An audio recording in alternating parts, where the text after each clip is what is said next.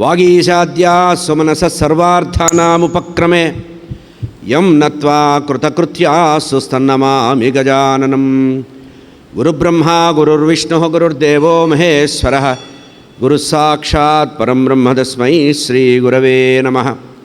శారదా శారదాంభోజవదనావదనాంబుజే సర్వదా సర్వదాస్మాకం సన్నిధిం క్రియాత్. గురవే సర్వలోకానాం భిషజే భవరోగిణాం నిధయే సర్వవిద్యానాం దక్షిణామూర్తయే నమః. జ్ఞానానందమయం దేవం నిర్మలస్ఫటికాకృతిం ఆధారం సర్వవిద్యానాం హయగ్రీవముపాస్మహే. మాలాం కుండీం చడమరుం శూలం శంఖం సుదర్శనం దధానం భక్తవరదం దత్తాత్రేయం నమామ్యహం. కాషాయ వస్త్రం కరదండధారిణం కమండలం పద్మకరేణ శంఖం చక్రం గదాభూషితభూషణాఢ్యం శ్రీపాదరాజం శరణం ప్రపద్యే. జితేంద్రియగణాగ్రణీరభిరత పరే బ్రహ్మణి కలౌ శృతిపధావనే అత్రితనయో అవతీర్ణత్వయం. కరాత్తసుఖమండలు కుమతఖండనే దండభృత్ పరప్రణతవత్సలో జయతి వాసుదేవో గురుః. వాసుదేవ సరస్వత్యై భక్తానాం కామధేనవే దత్తాత్రేయ అవతారాయ టెంబే స్వామిన్నమోస్తుతే. నారాయణం నమస్కృత్య నరం చైవ నరోత్తమం దేవీం సరస్వతీం వ్యాసం తతో జయముదీరయేత్. యం ప్రవ్రజంతమనుపేతమపేతకృత్యం ద్వైపాయనో విరహకాతరాజుహావ పుత్రేతి తన్మయతయా తరవోభినేదు తం సర్వభూతహృదయం మునిమానతోస్మి. కృష్ణాయ వాసుదేవాయ దేవకీ నందనాయ చ నందగోపకుమారాయ గోవిందాయ నమో నమః. కృష్ణాయ వాసుదేవాయ దేవకీ నందనాయ చ నందగోపకుమారాయ గోవిందాయ నమో నమః. శృతిస్మృతిపురాణానామాలయం కరుణాలయం నమామి భగవత్పాదశంకరం లోకశంకరం. సదాత్మధ్యాననిరతం విషయేభ్యః పరాంగుఖం నౌమి శాస్త్రేషు నిష్ణాతం చంద్రశేఖరభారతీ. వివేకినం మహాప్రజ్ఞం ధైర్య ఔదార్యక్షమానిధిం సదాభినవపూర్వంతం విద్యాతీర్థగురుం భజే. అజ్ఞానాం జాహ్నవీతీర్థం విద్యాతీర్థం వివేకినాం సర్వేషాం సుఖదం తీర్థం భారతీతీర్థమాశ్రయే. విద్యావినయసంపన్నం వీతరాగం వివేకినం వందే వేదాంతతత్త్వజ్ఞం విధుశేఖరభారతీ. సర్వచైతన్యరూపాం తాం ఆద్యాం విద్యాంచ ధీమహి బుద్ధిం జ్ఞానః ప్రచోదయాత్. సభాయే నమః. వెంటనే ఈ మాట చెప్పేటప్పటికీ సూత పౌరాణికుల వారిని శౌనకాది మహాములు అడుగుతున్నారు, అయ్యా నిరంతర హరినామస్మరణ చేసి తల్లి గర్భంలోనే విష్ణుమూర్తి యొక్క దర్శనం చేసినటువంటి పరమ భాగవతోత్తముడైనటువంటి పరీక్షిత్ మహారాజుకి ఇటువంటి పరిస్థితి రావడం ఏంటంటే అది విధిలిఖితం నాయన, ఏం చేస్తాం అని తర్వాత కథ చెప్పమంటే చెప్పారు. ఒకానొక సందర్భంలో ఆటవికులందరూ వచ్చి ప్రార్థించారట. ఎవరు? పరీక్షిత్ మహారాజుని. అయ్యా దుర్మార్గమైనటువంటి క్రూరమృగాలు చాలా వచ్చినాయి, మేము అడవులలో చిన్న చిన్న కుటీరాలు వేసుకొని మా సాధు జంతువుల్ని పెంచుకుంటూ ఉంటే రాత్రిపూట వచ్చి పశువులని మా పిల్లా జల్లాన్ని తినేస్తున్నాయి, కనుక క్రూరమృగాల నుంచి మమ్మల్ని రక్షించమన్నారు. కనుక వాళ్ళకి వేట అనేది ఉందంటే ఆహారానికి వేట వేస్తే తప్పు, కానీ అది చెడ్డ విషయమే, కానీ ధర్మరక్షణలో భాగం అది. క్రూరమృగాల నుంచి ఆటవీకుల్ని రక్షించవలసిన బాధ్యత ఉంది కనుక వాళ్ళు కోరారు కనుక సరే మేము వస్తున్నాం పదండి అని చెప్పి ఒకరోజు పొద్దున్నే బయలుదేరారట. ఆ బయలుదేరేటప్పుడు ఏం జరిగిందిట, వేటకు వెళ్ళేటప్పుడు రథం తయారు చేయమన్నారు, గుర్రాలు తయారు చేసి సైన్యం తయారు చేయమన్నారు. అంతా జరుగుతుంటే ఆ ఆయుధాగారంలోకి వెళ్ళాట. వెళ్ళి భుజకీర్తులు అవి పెట్టుకున్నట్టు అన్నీ పెట్టుకున్నట్ట అక్కడ గూట్లో ఒక కిరీటం పెట్టుందిట. ఇంతవరకు ఆ కిరీటం ఎవ్వరూ కూడా ఆ కుటుంబాల్లో ధరించలేదట. ఆయన కూడా అంతకుముందు ధరించలేదు, పాండవులు కూడా ధరించలేదట. అది అట్లా పెట్టి ఉంది. ఏమిటా కిరీటం అంటే జరాసంధుణ్ణి ఓడించినప్పుడు భీమసేనుడు తెచ్చి ఆ రాజసూయాగానికి ముందు ధర్మరాజుకి ఇచ్చారు. ఇది దుర్మార్గుడైనటువంటి జరాసంధుడి కిరీటం కనుక ఇది గూట్లో పెట్టండి అన్నారు, షోకేస్లో పెట్టండి, కానీ ఇది ధరించవద్దు అన్నట్టుగా ఆ రోజుల నుంచి అది వాడలేదు. అందులో కలిగాడు దూరాడు. ఈ కలిపురుషుడు ఏం చేశాడు, దానిలో దూరాడు. ఈ కలిపురుషుడి యొక్క ప్రభావం వల్ల పరీక్షిత్ మహారాజుకి అన్ని కిరీటాలు అన్నీ ఉంటే ఈ కిరీటం మీద మనసు పడిందిట. ప్రాప్తం ఆ గూట్లో ఉన్న కిరీటాన్ని దులిపి మరీ నెత్తి మీద పెట్టుకొని గుర్రం ఎక్కి బయలుదేరాడు. సరే వేటాడాడు, బాగా వేటాడాడు. వేటాడి చాలా దూరం వెళ్ళాడు. ఆ వేటకు వెళ్ళినప్పుడు ఒక జంతువు చాలా చలాకీగా తప్పించుకుంటే దాన్ని వేటాడదామని తన యొక్క పరివారం నుంచి డీవియేట్ అయిపోయి పక్కకి వెళ్ళిపోయి ఒంటరిగా అడవిలోకి వెళ్ళిపోయాడు. వెళితే బాగా దాహం అవుతోంది. దగ్గర ఏ వస్తువు లేదు, ఎక్కడా సెలయేరు లేదు, తటాకం లేదు, చెరువు లేదు, ఏమీ లేదు. విపరీతంగా దాహం అవుతోంది. ఆకలి, దప్పిక, ఈ రెండు కూడా మనిషికి కోపాన్ని తెప్పిస్తాయి, గుర్తుపెట్టుకోండి. అందుకనే ఆకలి వేసిన వాడితో ఎక్కువ డిస్కషన్ చేయకూడదు. ఆకలి వేసిన వాడితో డిస్కషన్ చేస్తే అపరాధాలన్నీ బయటకు వస్తాయి, పాత కేసులన్నీ బయటకు వస్తాయి. ఆకలి దప్పికలు మనిషిని బాధ పెడతాయి కనుక వీటిని జయించాలనే మన వాళ్ళు చెప్పారు, ఆకలి దప్పికల్ని జయించాలి. సరే వెళితే అంత దూరంలో ఒక ఆశ్రమం, ఋషి యొక్క ఆశ్రమం కనబడింది, శమీక మహర్షి యొక్క ఆశ్రమం. ఆ శమీక మహర్షి ఆశ్రమంలో ఆయన లోపల కూర్చొని సమాధినిష్ఠుడై బాగా జపం చేసుకుంటూ కూర్చున్నాడు. అంతర్ముఖుడై ఉన్నాడు, అంటే తనకు నేత్రాలు ఉన్నాయి కానీ అది ఆ లోచూపులో ఉన్నాడు. అంతర్ముఖుడై ఉన్నాడు అతను. అంతర్ముఖుడై ఉన్నటువంటి అతన్ని వెళ్ళి పలకరించాడు. శమీక మహర్షి ఆశ్రమంలోకి వెళ్ళి నమస్కరించాడు. ఆయన ఈ దేహస్థితిలో లేడు గనక, అతను సమాధిగతుడై సమాధి స్థితిలో ఉన్నాడు గనక శమీక మహర్షి ఉలకలేదు, పలకలేదు. అయ్యా నీరు కావాలి, దాహం అవుతోంది అన్నాడు. ఆయనకి స్పృహ ఉంటే కదా, అంతర్ముఖత్వం ఉండడం వల్ల పనికించుకోవాలా. 1-2 సార్లు అడిగాడు. అప్పుడు అనుకున్నాడు, ఈ ఆకలి అనేది ఒకటి, ఆ కిరీటం అనేది ఒకటి, 2 ఉన్నాయి. తలకెక్కింది, పొగరు తలకెక్కింది. కలిపురుషుడు తలలో ప్రవేశించాడు కనుక ఏమిటి వీడి దర్జా, నేను చక్రవర్తిని, సర్వం సహా చక్రవర్తిని, నేను వస్తే పరిగెత్తుకుంటూ వచ్చి అర్ఘ్యపాద్యాదులు ఇచ్చి ఆసనం ఇచ్చి చక్రవర్తి వచ్చాడని పూజ చేసి ఎంతో గొప్పగా గౌరవించాలి. అటువంటిది నేను అడిగినా కూడా చుక్కడు మంచినీళ్ళు కూడా ఇవ్వలేదు అని చెప్పి రోషం వచ్చిందట. రోషం వచ్చి ఏం చేశాట, వెంటనే ధనస్సు తీసుకున్నట్ట. ధనస్సు తీసుకొని అటు ఇటు ఏదో చూశాడు, వెతికాడు. అక్కడ ఏదో వస్తువు కనపడింది, తాడు లాంటిది. దాన్ని ధనస్సు యొక్క కొన ఉంటుంది, ఇట్లా హుక్కులాగా ఉంటుంది, దానికి తగిలించాడు, విసిరేశాడు, వెళ్ళిపోయాడు. దురదృష్టం వల్ల ఏమైందిట, ఆ శమీక మహర్షి యొక్క మెడలో చనిపోయినటువంటి సర్పం పడింది. వాడు అక్కడ పరీక్షణ్ మహారాజు తీసి వేసింది ఏమిటది, మృత సర్పం. మృత సర్పాన్ని వేసి ఏం వేస్తున్నానని కూడా తెలియలేదండి. అందుకనే కోపం వచ్చినప్పుడు మన వాళ్ళు ఏం చెప్తారు, మర్డర్ చేయొద్దు, ఆత్మహత్య చేసుకోవద్దు, 1కి 10 సార్లు లెక్కపెట్టు, 1 2 3 అంటారు మనవాళ్ళు. అంటే శమధమాదులు బాగా రావాలంటే వాయిదా వేయాలి. ఆవేశం వచ్చినప్పుడు మౌనంగా ఉండడము, బయట ప్రపంచాన్ని గమనించకపోవడం అనేది చేయాలి. ఇక్కడ ఏం చేస్తున్నాననే విషయం కూడా తెలియకుండా మర్చిపోయినటువంటి ఆ మోహంలో ఉండేటువంటి, ఆకలి అనేటువంటి మోహంలో ఉన్నటువంటి ఆ చక్రవర్తి అయినటువంటి పరీక్షణ్ మహారాజు ఆ శమీక మహర్షి మీద వేసేసి వెంటనే వెళ్ళిపోయాడు. దాహం అవుతుంది, మధ్యలో వాళ్ళు కలిశారు, భటులు కలిశారు, రాజుగారిని వెతుక్కుంటూ మధ్యలో కలిశారు, వెళ్ళాడు. వెళ్ళినప్పటి నుంచి మనసు లేదు, ఏదో తన వల్ల పొరపాటు జరిగింది, ఇదమిత్తంగా ఇది జరిగిందనే గుర్తు రావట్లే ఆయనకి. నా వల్ల ఈరోజు ఏదో ధర్మలోపం జరిగింది, నేను చేయకూడనటువంటి ఒక మహా అపరాధం ఏదో నా వల్ల చేశాను, ఏమిటా అనుకుంటూ ఇంటికి వెళ్ళాడు.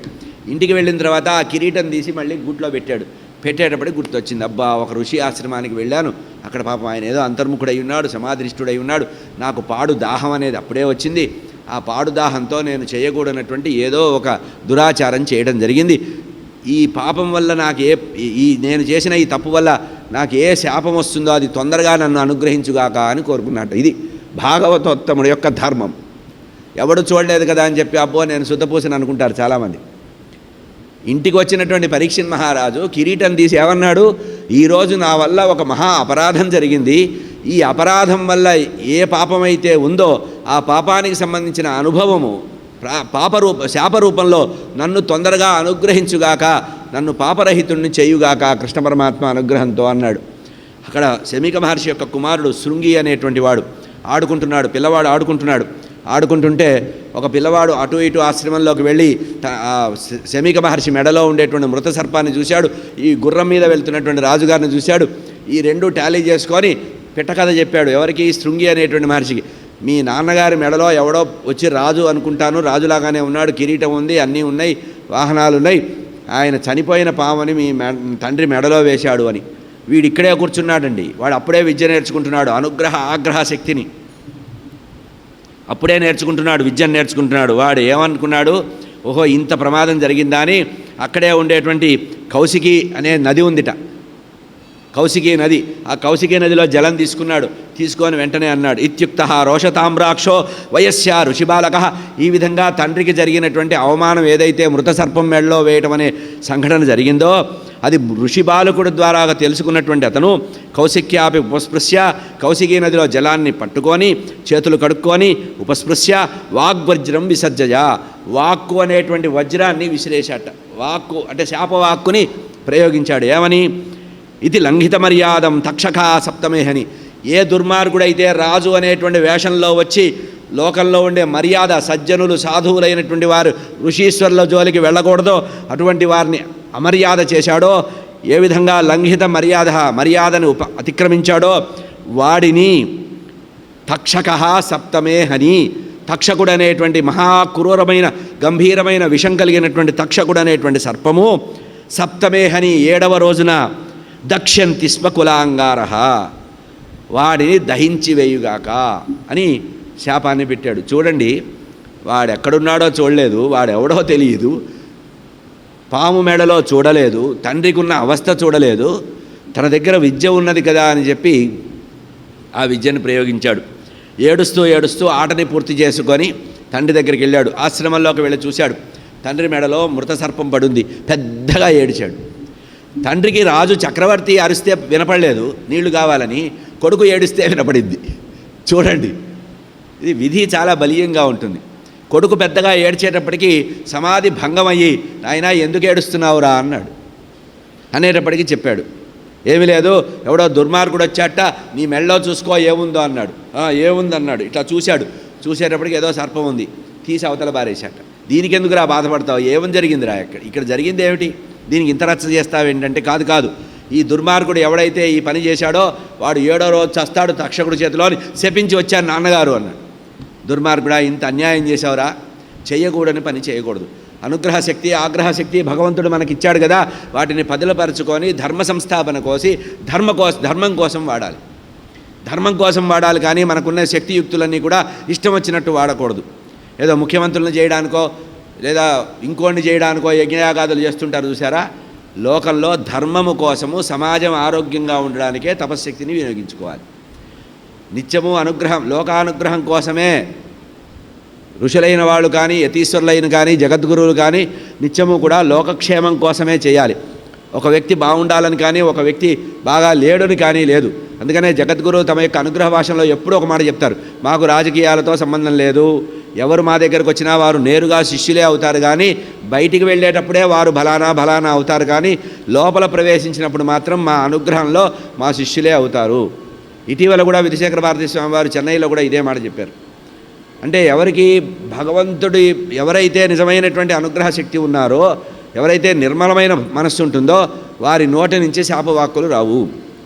అయినా తప్పు చేసావురా అని వెంటనే, నా పిల్లవాడు చాలా దుడుకు స్వభావం కలవాడు, పాపం మహారాజు ఎట్లాంటి వాడు, కృష్ణ పరమాత్మ ఈ లోకాన్ని వదిలిపెట్టి వెళ్ళిన తర్వాత ఈ లోకంలో ధర్మాన్ని నిలబెట్టడానికి సర్వకాల సర్వావస్థల్లో ఆ మహావిష్ణువే నా విష్ణు పృథివీపతి అన్నట్టుగా ధర్మంగా ప్రజల్ని కలిని కూడా నిగ్రహించి ప్రజల్ని కాపాడుతున్నాడే, అనేక అశ్వమేధయాగాలు చేసి ప్రజలందరినీ కూడా రక్షిస్తున్నాడే, అటువంటి రాజు విషయంలో ఇంత ఘోరంగా ప్రవర్తించాడని తన కొడుకును పంపిస్తే మళ్ళీ ఇంకా ఏ ప్రళయం వస్తుందని వెంటనే ఒక శిష్యుని పిలిచిన ఆయన, వెంటనే రాజధానికి వెళ్ళి అక్కడ రాజుగారికి చెప్పు, రాజు ఇక్కడ శృంగి అనేటువంటి వాడు శమీక మహర్షి యొక్క కుమారుడు నిన్ను అనవసరంగా శపించాడు, ఈ శాపం వల్ల బ్రాహ్మణ శాపం తిరిగి మరల్చలేము, ప్రత్యామ్నాయం ఏదన్నా ఆలోచించుకొని నీ ప్రాణరక్షణ చేసుకో, రక్షించమని చెప్పారట.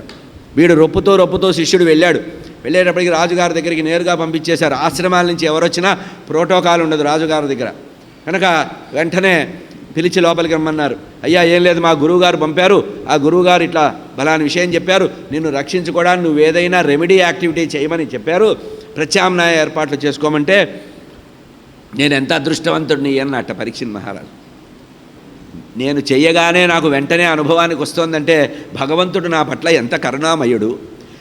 పాపం అనేది ఏదైనా ఒక తప్పు చేస్తే ఆ తప్పు రోగంలాగా లేదా భయంకరంగా బట్ట మీద పడ్డ మరకలాగా ఇంకో పట్టిందనుకోండి, ఇంత చుక్క పడితే ఇంత వ్యాపిస్తుంది, అట్లా పాపము పేరుకుపోయి ఉంటే చాలా ఎక్కువ అవుతుంది.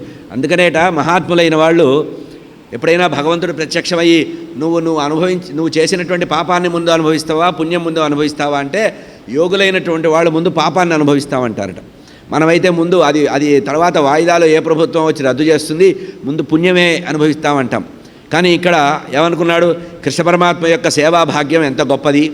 గర్భస్థమైనటువంటి సమయంలో నన్ను ఏ కృష్ణ పరమాత్మ రక్షించారో అదే కృష్ణ పరమాత్మ ధర్మానికి తప్పుతున్నటువంటి నన్ను ఈరోజు ఈ బ్రాహ్మణ శాపం అనేటువంటి రూపంలో నన్ను రక్షిస్తున్నారు కదా, ఇది నా జన్మ ధన్యత అని మీ గురువుగారికి నా నమస్కారాలు చెప్పమని ఆ పిల్లవాడికి ఆభరణాలు ఇచ్చి, వస్త్రాభరణాలు ఇచ్చి, సన్మానం చేసి, చక్కగా తినవలసిన పదార్థాలన్నీ ఇచ్చి, నాయనా నీ క్షేమం అవుతుంది, మీ గురువుగారికి శమీక మహర్షికి వారి యొక్క కుమారులకి నా సాష్టాంగ నమస్కారాలు తెలియజేయమని చెప్పి వెంటనే ఒక నిర్ణయం చేశాట.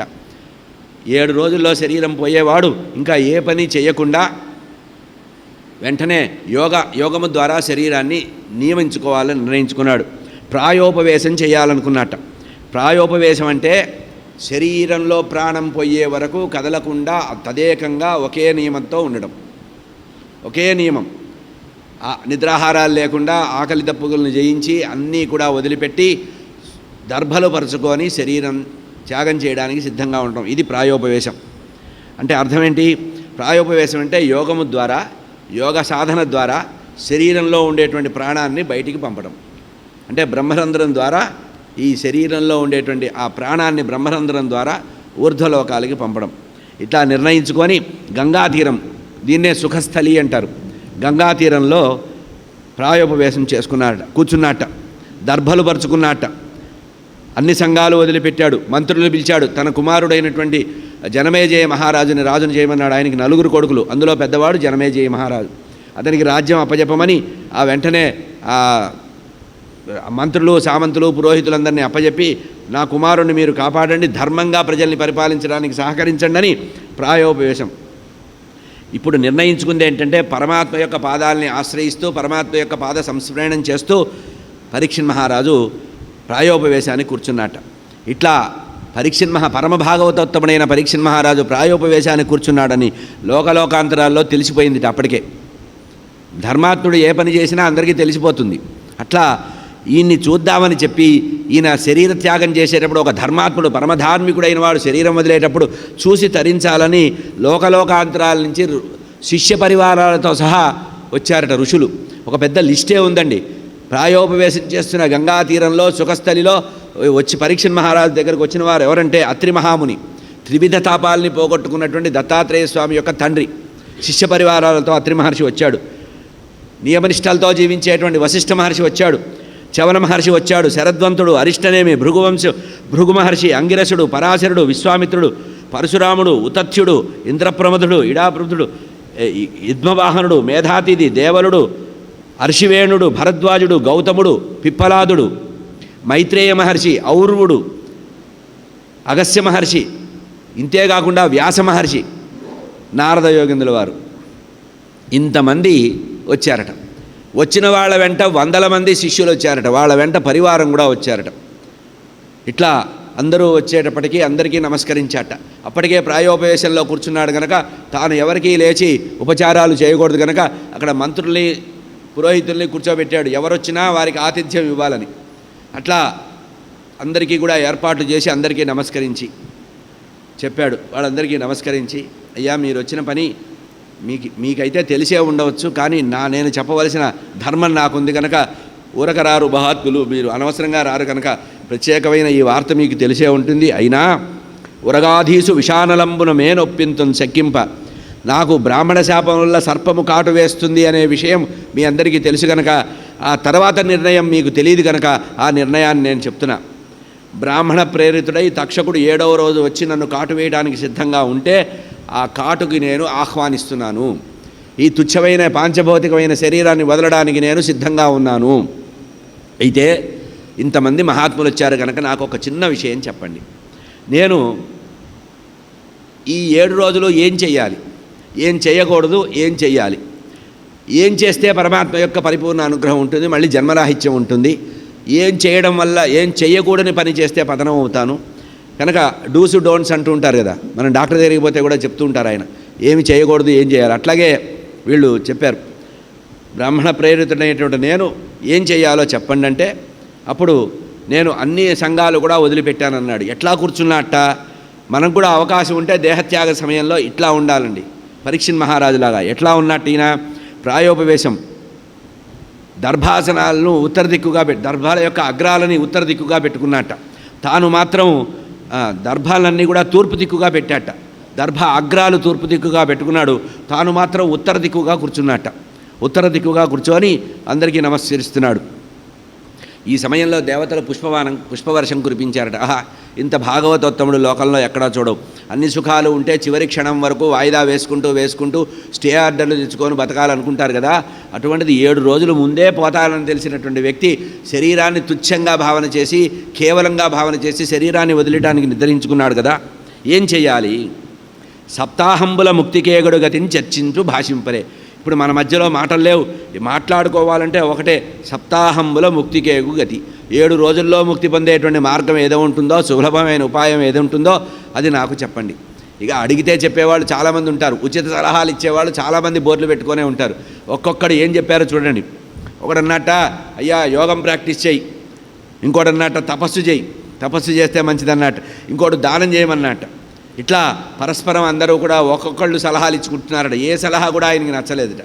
అదే సమయంలో లోక అనుగ్రహం కోసం కృష్ణ పరమాత్మ యొక్క పరిపూర్ణ అనుగ్రహం పొందినటువంటి ఆ పరీక్షిత్ మహారాజుని ఉద్ధరించడానికి, తరింపజేయడానికి సాక్షాత్తు పరబ్రహ్మ సదృశుడైనటువంటి వైరాగ్య శిరోమణి అయినటువంటి ఆ సుఖయోగిందుల వారు వస్తున్నారు.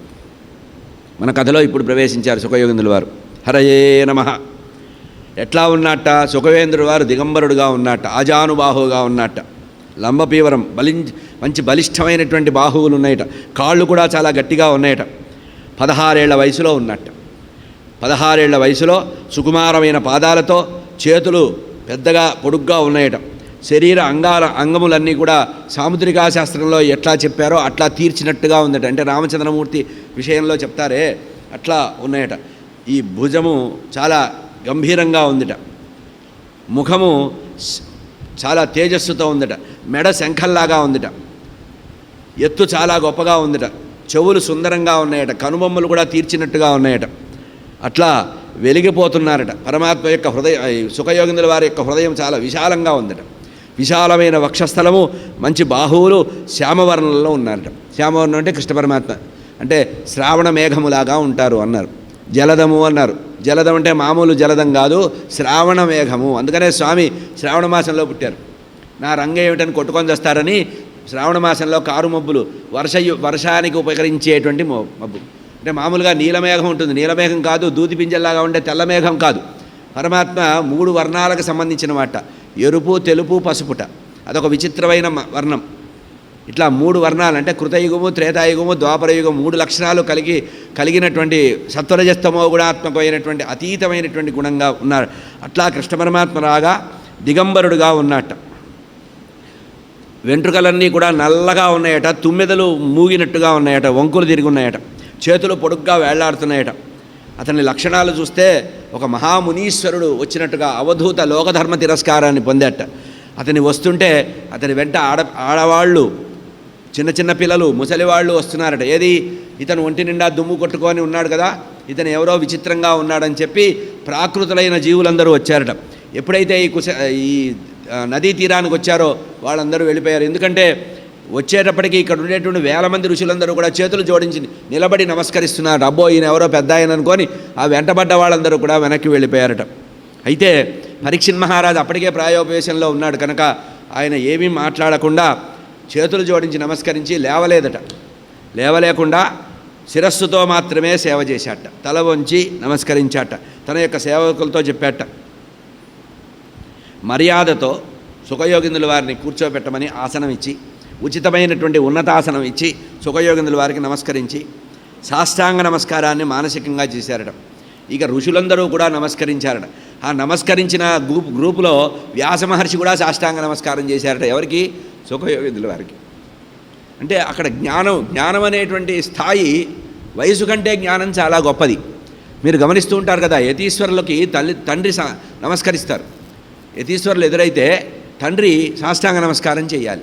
అదే సంప్రదాయం వ్యాస భగవానుడు కూడా నమస్కరించాడు.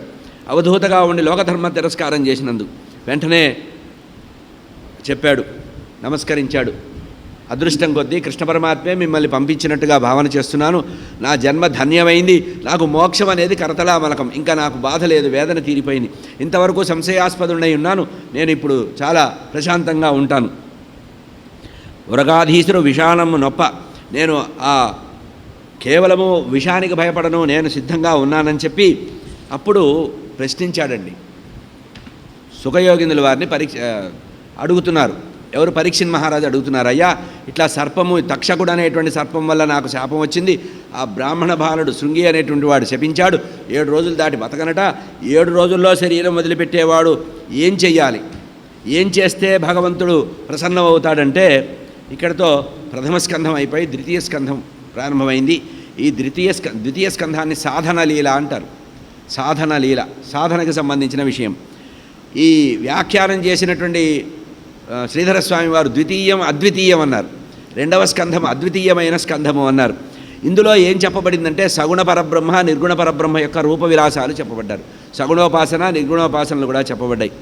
అట్లా ఎప్పుడైతే సుఖయోగిందుల వారు పరీక్షిత్ మహారాజు చేత అడిగించబడ్డాడో, పరీక్షిత్ మహారాజు అడిగిన ప్రశ్నకి సుఖయోగిందుల వారు సమాధానం చెప్తున్నారు. నాయన, నువ్వు వినదగిన వాటిల్లో ఉత్తమమైన ప్రశ్న వేశావు. నువ్వు వేసిన ప్రశ్నే చాలా గొప్పది. చనిపోతున్నవాడు ఎట్లా చావును ఆపుకోవాలో అడిగితే తుచ్చమైన ప్రశ్న. చనిపోవడానికి సిద్ధంగా ఉన్నాను, చనిపోయేవాడు ఏం చేయాలని అడిగావు. దానికి వారం రోజులని పెద్ద సమయం కూడా చెప్పావు. ఇంకా అదృష్టం, సమయం తెలిసిపోవడం అనేది ఇంతకంటే అదృష్టం ఏముందిరా? అది తెలియదు. నువ్వు అడిగిన ప్రశ్న చాలా ఉత్తమమైనది. ఒక్క విషయం గుర్తుపెట్టుకో, మనం ఏం చేయాలని ఇప్పుడు అడగటం కాదు, అసలు మన జీవితం ఎట్లా ఉంటుందో ఒక లెక్క చెప్పాడండి, క్యాల్కులేషన్ చెప్పాడు సుఖయోగిందుల వారు పరీక్షిత్ మహారాజుకి.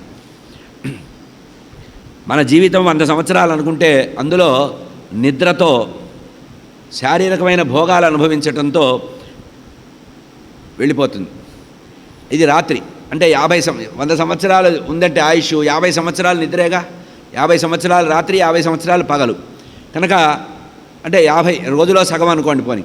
అట్లా ఆయుర్దాయంలో సగము నిద్రకి, శారీరకమైన భోగాలకి, సాంసారికమైన భోగాలకి సరిపోతుంది. ఇక మిగిలింది పగలు 50. ఆ పగలు అనుకునే 50 సంవత్సరాలు లెక్కేసుకుంటే దీనిలో కుక్కలాగా, గాడిదలాగా బతుకుతాం. ధన సంపాదన కోసం, కుటుంబ పోషణ కోసం చేసి వయసంతా గడిచిపోతుంది. చివరికి రిటైర్మెంట్ చేతిలో పెట్టేటప్పటికి శక్తి కూడా పోతుంది. మనమంతా ఏమనుకుంటాం, రిటైర్ అయ్యాక నిదానంగా పూర్తి చేద్దాం, 10 సంవత్సరాల నుంచి పుస్తకాలు కొని పెడతాం, ఈ పుస్తకాలు రిటైర్ అయ్యాక చదువుదామని. చివరికి నెత్తి కింద కూడా పెట్టుకోం మనం. ఎందుకు? భగవంతుడు మనకి నేత్రానికి శక్తినిస్తాడు, శక్తి తగ్గించేస్తాడు. ఇట్లా పోతుంది. ఈ విధంగా శరీరం కోసము, సంతానం కోసము, భార్యా బిడ్డల కోసం అసత్యమైనటువంటి, శాశ్వతం కానటువంటి ఈ జీవితాన్ని గడుపుతూ ఇది నశిస్తోందని తెలిసినప్పటికి కూడా, మనకంటే ముందు వాళ్ళందరూ కూడా మన ఎదురుగానే లైన్ కట్టి వెళ్ళిపోతున్నప్పటికి కూడా నేను మాత్రము ఉంటాను అనేటువంటి భ్రమలో జీవిపోతాడే. ఏది శ్రేయస్సో, ఏది శ్రేయస్సు లేదో, ఏది బాగో, ఏది కాదో, ఏది సత్యమో, ఏది అసత్యమో తెలియకోకుండా జీవితాన్ని గడుపుతారు నాయన. అట్లా ఉండకూడదు అనుకుంటే జన్మాత్తు పుట్టినది మొదలు బాల్యదశ నుంచే హరి యొక్క గుణాలని వినాలి, హరి గుణాలను వినాలి, హరి గానము చేయాలి, హరి దాస్యం చేయాలి. ఇట్లా స్మరణము, శ్రవణము, స్మరణము, మననము, సేవ అనేటువంటివి చేయాలి. ఇట్లా ఎవరైతే శ్రవణం, కీర్తనం, విష్ణు స్మరణం, పాదసేవనం, అర్చనం, వందనం, దాస్యం, సఖ్యం, ఆత్మనివేదనం అనేటువంటి పద్ధతులు ఉన్నాయో వీటి ద్వారా మనిషి తరించవచ్చు. ఒకటి గుర్తుపెట్టుకోనైనా, ఇట్లా 7 రోజుల్లో తరించాలి అంటే వేరే ఉపాయమే లేదు. ఇప్పటికీ జీవితం అంతా గడిచిపోయి 7 రోజుల్లో మిగిలావు గనక ఈ పరిమితమైన కాలంలో నువ్వు తరించాలంటే నీకు ఒక్కటే మందిస్తాను, అదే శ్రీమద్భాగవత శ్రవణము. శ్రీమద్భాగవతం అనేటువంటి ఔషధాన్ని కనుక పొందినట్లయితే అమృతత్వాన్ని పొందుతావు, జరామరణాల నుంచి దూరం అయిపోతావు నాయన. నాకు ఆయుష్ తక్కువ ఉంది, 7 రోజులే ఉంది, నేనేం సాధిస్తానని బాధపడద్దు. నీకంటే పూర్వం ఖట్వాంగుడనే ఒక రాజర్షి ఉన్నాడు. దేవతలకి రాక్షసులకి యుద్ధం జరుగుతుంటే యుద్ధం చేసి తిరిగి వచ్చాట. తిరిగి వచ్చే ముందు దేవేంద్రుడికి నమస్కరించి అయ్యా వెళ్ళొస్తా అన్నారట. ఏదైనా వరం కోరుకోవయ్యా, ఎప్పుడు మాకు సహాయం చేసి వెళ్ళిపోతున్నావంటే నాకు వరాలేం అక్కర్లేదు, ఒక్కటి మాత్రం చెప్పు, నాకు ఆయుష్ ఎంత మిగిలిందో చెప్పమన్నట్ట. ఎవరు? ఖట్వాంగుడనే రాజర్షి, దేవతలకి రాక్షసుల యుద్ధంలో సహాయం చేసినటువంటి భూమి మీద ఉండే ఒక చక్రవర్తి. అతని పేరు ఖట్వాంగుడు. అయ్యయ్యో ఇదే కోరావా, నేను చెప్పకూడని విషయం చెప్పవలసి వస్తుందంటే అప్పుడు అన్నట్ట, ఏమీ లేదు, నీకు ఒక గడియ కాలం మాత్రమే, 2 గడియలు మాత్రమే ఆయుష్ ఉందంటే స్వస్తి వెళ్ళొస్తాను బాయ్ బాయ్ అని చెప్పి వచ్చేసాట. వచ్చి సమస్తమైనటువంటి సంపదని దానం చేసేసి అసంగ శస్త్రేణ దృఢేన చిత్వా అన్నీ కూడా వదిలిపెట్టేసి తనకంటూ ఏది లేదని పరలోకానికి యోగ్యమైనటువంటి యోగ శరీరంతో ఉండిపోయాట. అంటే రెండు ఇచ్చినప్పటికి కూడా, గడియలు ఉన్నప్పటికి కూడా అందులో ఒక గడియలోనే తన సిలబస్ పూర్తి చేసేసాట. పిచ్చివాడా, నువ్వు 7 రోజులున్నాయిరా, 7 రోజులు ఏం చేసుకుంటావురా? ఖట్వాంగుడనే రాజర్షి 2 గడియల్లోనే మోక్షం పొందాడు, నువ్వు చాలా అదృష్టవంతుడివి. కనుక అసంగ శస్త్రేణ దృఢేన చిత్వా, అసంగము అనేటువంటి ఖడ్గముతో బాగా బిగుసుకుపోయి ఉన్నటువంటి నిన్ను బంధించేటువంటి బంధనాలు ఉన్నాయే ఖండించేసేయి, అజ్ఞానం బంధన చెయ్యి, శరీర బంధాలన్నీ కూడా వదిలిపెట్టు, సుఖం కోరుకుంటే ముక్తి రాదు నాయన అని ప్రణవోపాసన చెయ్యి, శ్వాస మీద ధ్యాస పెట్టుకో, ఆసన జయం పొందు, అట్లా లంబయోగాన్ని సాధన చెయ్యి, పాదాలు ఆపాద తలమస్తకము భగవంతుణ్ణి ధ్యానం చేయమని ఈ ద్వితీయ స్కంధంలో విరాట్ రూప వర్ణనం చేశాడండి. సుఖయోగిందుల వారు పరీక్షిత్ మహారాజుకు విరాట్ రూప వర్ణన చేశాడు. అందులో చెప్పబడేది ఏంటంటే, మొట్టమొదటిగా నాయన ఆ విరాట్ రూపాన్ని నువ్వు వినాలంటే నీకు యోగ్యత ఆసన జయాన్ని పొందు. మనం ముఖ్యంగా భగవంతుడి యొక్క ఆరాధన చేసినా సాధన చేసినా మనం చేయవలసినటువంటి ప్రధానమైన కర్తవ్యం ఆసన జయం. ఆసన జయం అంటే కంఫర్టబుల్గా కూర్చోవడం. ఏదో పద్మాసనం కూర్చో, చిత్రాసనం కూర్చో, హలాసనం కూర్చో, వాడు కాళ్ళు మళ్ళీ వెంటనే వెళ్ళి ఆర్థోపెడిక్ డాక్టర్ దగ్గరికి పోవాలి. ఇప్పుడు కాలం అనుకూలించదు కనుక ఇక్కడ ఏమన్నారంటే ఆసన జయము అంటే నువ్వు గంటలు భగవంతుడి సాధన చేయడానికి నీకు ఏది అనుకూలిస్తే ఆ ఆసనాన్ని కూర్చో. నువ్వు చిత్రాసనమా, దర్భాసనమా, నేల మీద కూర్చుంటావా, చెట్టు మీద కూర్చుంటావా, పంచాగ్ని మధ్యంలో కూర్చొని తపస్సు చేసేవాళ్ళు ఉన్నారు. ఆ రోజులు కావు. కలియుగం కనుక శరీరం కూడా గుర్తొస్తుంది కనుక శరీరానికి బాగా శ్రమ లేకుండా దీర్ఘకాలం కూర్చోగలిగే పరిస్థితి ఏదైతే అట్లా కూర్చోవాలి. అయితే కూర్చునేటప్పుడు రోజు కూడా ఒకే చోట కూర్చోవాలి. ఎందుకంటే అక్కడ పాజిటివ్ వైబ్రేషన్స్ తయారవుతాయి. మనం చేసే సాధన వల్ల అక్కడ పాజిటివ్ వైబ్రేషన్స్ తయారవుతాయి కనుక అక్కడే కూర్చోవాలి. ఆసన జయం పొంది ప్రాణాయామం ద్వారా శ్వాసక్రియను జయించి నువ్వు ఉచ్ఛ్వాస చేస్తున్నా, స్తంభంలో చేస్తున్నా, నిశ్వాసం చేస్తున్నా సర్వసంగ పరిత్యాగము అనేటువంటి ఒక లక్షణం వచ్చేస్తుంది. ఇంద్రియ జయం పొందితే అన్నీ కూడా సులభం వస్తాయి. ఆ తర్వాత ఎప్పుడైతే ఆసన జయం పొంది శ్వాస మీద ధ్యాస చేసి నువ్వు శ్వాసని కనుక నిలపగలిగితే అప్పుడు విరాట్ రూపం నీకు కనబడుతుంది. ఎట్లా కనబడుతుందంటే భూత భవిష్యత్తు వర్తమానాలు అనేటువంటి 3 కాలాల్లో ఏ విరాట్ రూపం అయితే నువ్వు చూశావో ఆ విరాట్ రూపం కనబడుతుందయ్యా. దాన్ని కొంచెము సమగ్రంగా కాకపోయినా సూక్ష్మంగా వర్ణిస్తాను వినండి. పరమాత్మ యొక్క మూలాధారము, ఈ జగత్తు యొక్క మూలాధారం భగవంతుట. ఆ భగవంతుడి యొక్క పాదాలు ఎక్కడుంటాయంటే పాతాళంలో ఉంటాయట, విరాట్ పురుష వైభవం. ఆ తర్వాత పాదాల పైభాగం ఎక్కడుంటుందంటే రసాతలము అనేది పరమాత్మ యొక్క పాదాలకు 2 వైపులట. ఇక చీలమండ అనేది ఉంటుంది కదా మనకి పాదాల దగ్గర, అది మహాతలంట. తలాతలమేమో పిక్కలుట. ఆ తర్వాత మోకాళ్ళు సుతలము, 2 ఊరువులు తొడలు వితలము అతలము, నాభిస్థానము మహీతలము, నడుము మహీతలము, నాభిస్థానము ఆకాశంట. పరమాత్మ యొక్క నాభిస్థానం ఆకాశంట. పరమాత్మ యొక్క హృదయము స్వర్గంట. మెడ మహర్లోకంట. ముఖము జనోలోకము, నొసలు తపోలోకము, శిరస్సు సత్యలోకంట. ఇంద్రాది దేవతలు బాహువులట పరమాత్మకి. ఆ తర్వాత చెరువులు నదులు అనేటువంటివి శబ్దాలుట, శబ్దేంద్రియంట పరమాత్మకి. ఆ తర్వాత నాసికా రంధ్రాలున్నాయి, అశ్వినీ దేవతలట నాసికా రంధ్రాలు. ఆ తర్వాత అగ్నిదేవుడు పరమాత్మ యొక్క ముఖ భాగంలో ఉండే కాంతిట. ఆకాశములో పరమాత్మ యొక్క కనుగుడ్లు ఉంటాయట. సూర్యుడు పరమాత్మ యొక్క నేత్రాలుగా ఉంటారట. రాత్రి పగలు అనేటువంటివి దివానిశలు పరమాత్మ యొక్క రెప్పపాటులట. కన్ను మూస్తే కన్ను తెరిస్తే పగలు రాత్రి వస్తుందట. పరమాత్మ యొక్క కనుబొమ్మలు బ్రహ్మపదంట, సత్యలోకం పరమాత్మ యొక్క కనుబొమ్మలు. పరమాత్మ యొక్క దవడలు జలము, రసము నాలుకట.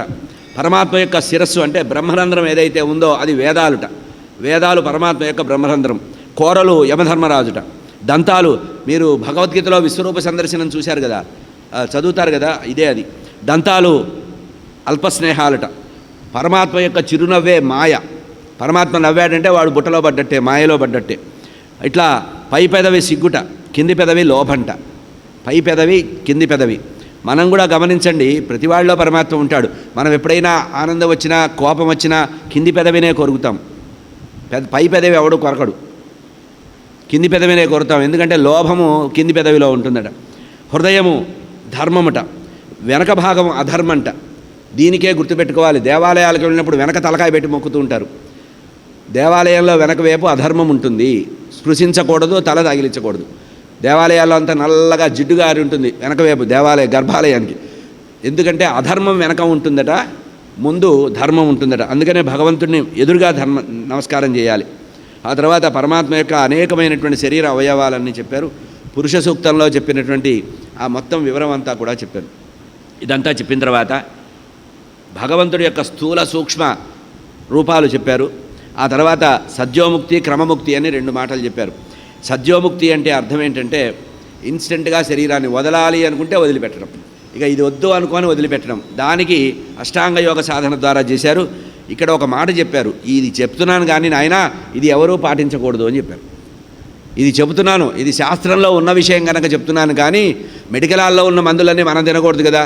అట్లాగే ఇది కేవలము జీవితంలో శరీరం మీద పూర్తిగా విరక్తి కలిగి ఇంకా ఉండకూడదు, ఇంకా శరీరం వెళ్ళిపోవటం లేదంటే ఒక రకంగా బలవన్మరణం చెందకూడదు కనుక యోగ సాధన ద్వారా వెళ్ళాలి. దాన్ని సద్యోముక్తి అంటారు. అంటే అర్థం ఏంటంటే మునీశ్వరులు శరీరాన్ని త్యాగం చేసే విధానం నాయన.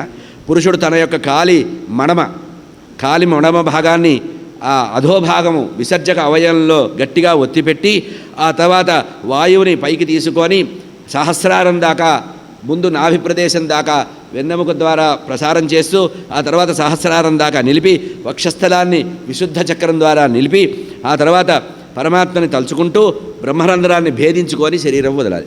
ఇది సద్యోముక్తి అన్నారు. అంటే బ్రహ్మకపాలం అంటారు చూసారా, కపాల మోక్షము అనేది సద్యోగర్భం ద్వారా వస్తుంది. ఇక క్రమముక్తి అని ఒకటి చెప్పారు. ఇదేమిటంటే పరమేష్టి పదమైనటువంటి దివ్య పదాన్ని చేరాలనేటువంటి కోరిక ఉంటే మనస్సుని ఇంద్రియాలలో నిక్షిప్తం చేయాలట. అంటే ఆ ఇంద్రియాలన్నీ కూడా భోగాలు అనుభవిస్తాయి కనుక ఈ మనస్సుని తీసుకెళ్ళి ఇంద్రియాల్లో వేసి ఇంద్రియాలని మనస్సుని బంధించేయాలట. ఇట్లా ఇంద్రియాలు మనస్సు ఎప్పుడైతే బంధిస్తామో అప్పుడు కర్మల మీద మనకు వాసనలు తగ్గుతాయట. కర్మ మీద వాంఛన తగ్గుతుంది. అంటే ఇంద్రియాల మీద ఆసక్తి లేని వాడికి ఏం జరుగుతుంది, కర్మ చేయాలనే ఉండదు. కనుక యోగిగా మారాలనుకొని మహర్లోకానికి వెళ్ళాలని చెప్తారట. ఇట్లా ఎవరైతే సాధన చేస్తారో దీర్ఘకాలం బ్రహ్మ పరమేష్ఠి స్థానానికి పోవాలని కోరుకుంటారట. ఇది క్రమముక్తి మార్గం. ఇది కూడా మనకెవరికి వచ్చే అవకాశం లేదు అని చెప్తున్నాడు. ఇదంతా కూడా కేవలం టెక్స్ట్ బుక్లో ఉన్న విషయమైన ఆయన ఇది బ్రహ్మలోకంలో ఉండాలనేటువంటి పరిస్థితి అధికమైన పుణ్యం చేసిన వాళ్ళు మొట్టమొదటగా పొందేటువంటి అధికారం అక్కడ ఉండదు.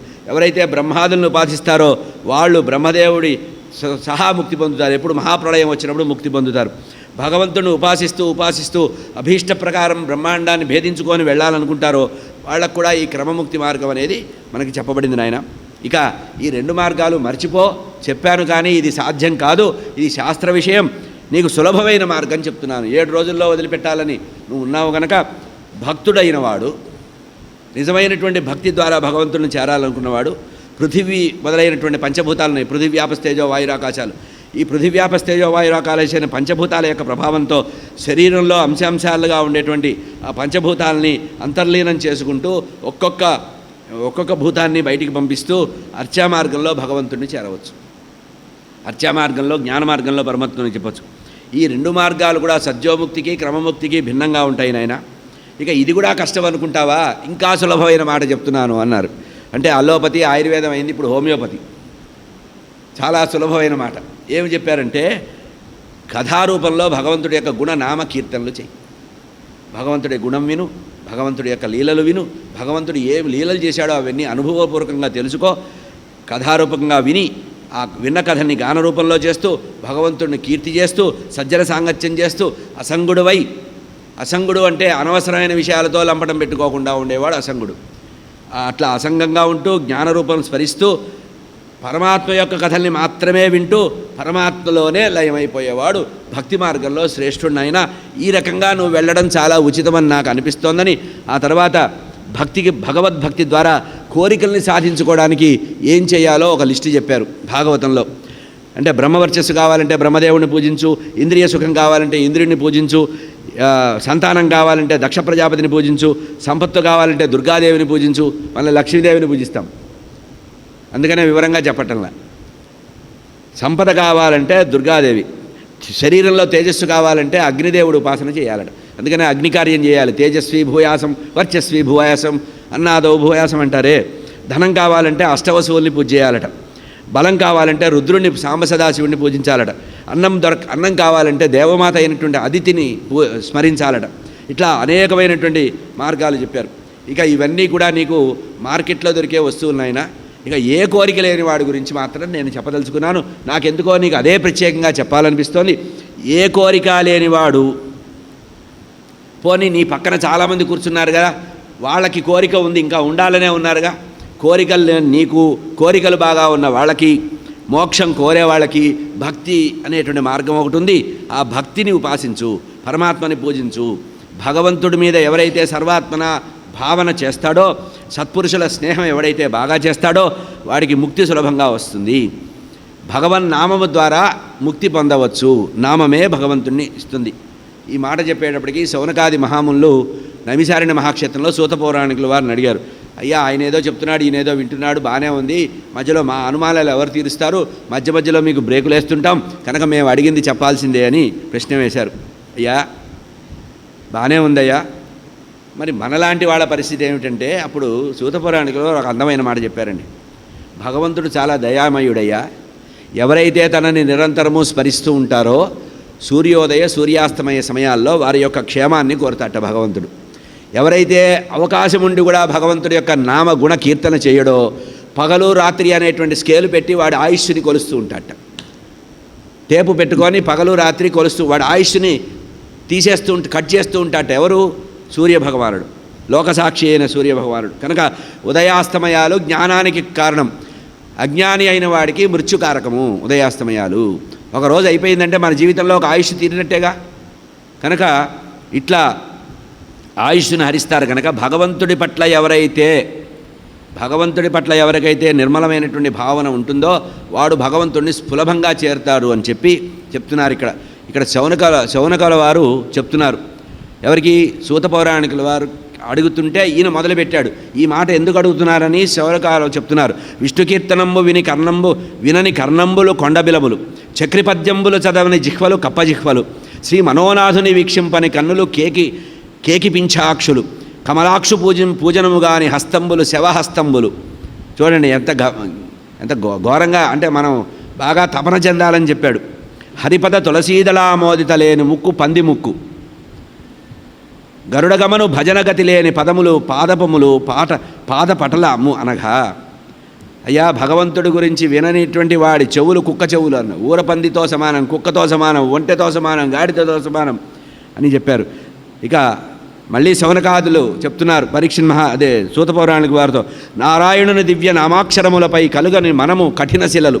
అంటే భగవన్నామాన్ని చేస్తూ ఉంటే కంఠము గద్గదం కావాలట, హృదయం అంతా పులకాంకురాలు రావాలట, ఆనంద బాష్పాలు రావాలట, సమాధి స్థితిలోకి వెళ్ళాలట. భగవంతుడి యొక్క నామాన్ని ఎవడైతే మననం చేస్తాడో వాడికి అటువంటివి రావాలి.